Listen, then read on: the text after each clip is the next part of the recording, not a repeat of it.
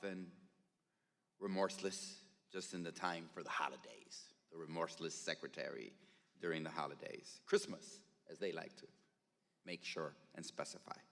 I suspect that if you still have your job, which seems to always be a big question, in 3 weeks, we'll see if you still have the same sympathetic questions when you come back.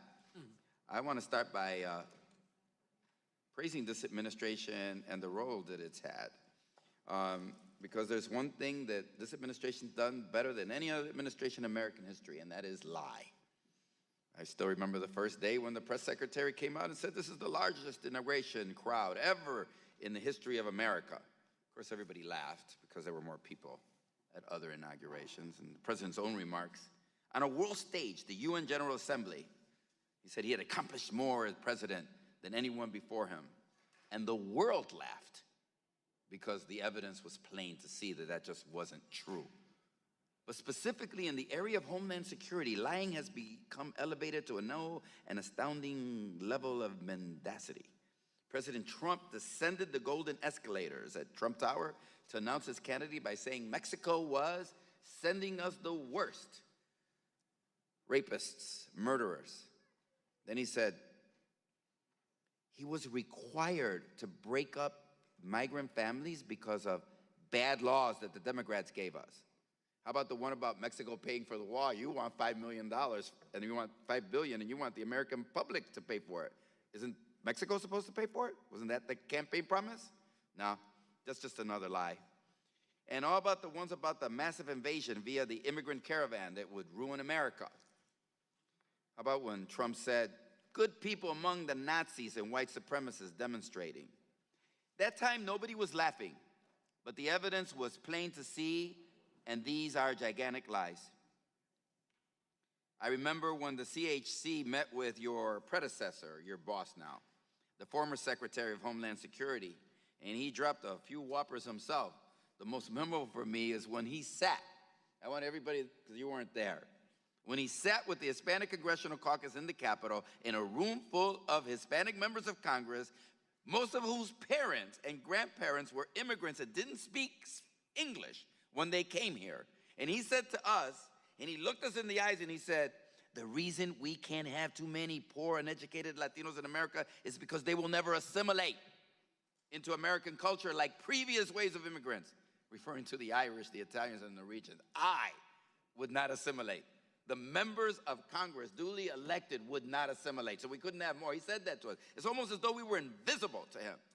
Secretary Kirstjen told a room full of Hispanic congressmen and women that poor, uneducated Latinos, a lot like my mom and my dad, who didn't speak a lick of English, but you want to change the policy so that if you want to come to this country, you have to speak English, would never fit, and that their children could never acquire the position of members of the Congress of the United States in this democracy. A lie, because it's happened time and time again. It is as you can't see the reality of modern immigration or contributions of anyone who came from countries other than Norway and other parts of Europe. It's as if you and the Trump administration are blind. And you know what? It seems like you agree with Tucker Carlson that immigrants only bring danger and dirt and division.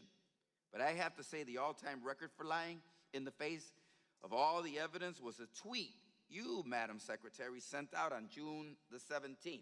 And it says, we do not have a policy of separating families at the border, period. That's your Twitter account. That's what you put out. Yet you came here today to tell us exactly is your policy of separating families and children from their families. Another lie. I know I have 45 seconds. I won't take them all.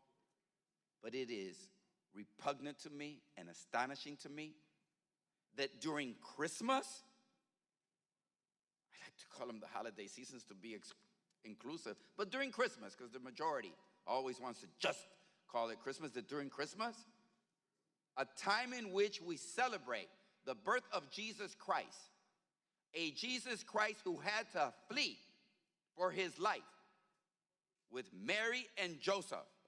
Thank God there wasn't a wall that stopped him from seeking refuge in Egypt. Thank God that wall wasn't there. And thank God there was an administration like this, or he would have too have perished on the 28th, on the day of innocence, when Herod ordered the murder of every child under 2 years of age. Maybe I haven't gone a lot to Bible school, but I know that part. Thank God. Shame on everybody that separates children and allows them to stay at the other side of the border, fearing death, fearing hunger, fearing sickness. Shame on us for wearing our badge of Christianity during Christmas and allow the secretary to come here and lie. Thank you. Time of the gentleman has expired. If the secretary would care to respond to any of that. Only then to say that calling me a liar are fighting words. I'm not a liar. We've never had a policy for family separation. I'm happy to walk the gentleman through it again. A policy of family separation would mean that any family that I encountered in the interior, I would separate. It would mean that any family that I found at a port of entry, I would separate. It would mean that every single family that I found illegally crossing, we would separate. We did none of those. What we did do is uphold the laws that Congress has passed, and we prosecuted those who choose to come here illegally. As far as not being compassionate, let me just tell you what I have done. And of course, he couldn't be bothered to stay, so I'm happy to tell the rest of the committee. What we have done is we have worked extensively with the Northern Triangle countries to find ways to help vulnerable populations as soon in their journey as possible. The current system puts them at the hands of those who prey on them and who abuse them. So we've worked extensively to increase asylum capacity to help them as soon as possible.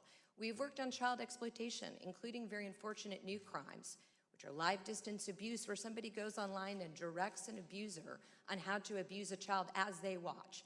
That is a crime that DHS investigates and prosecutes. We have worked against traffickers. We have the first anti-smuggling, anti-trafficking strategy this January.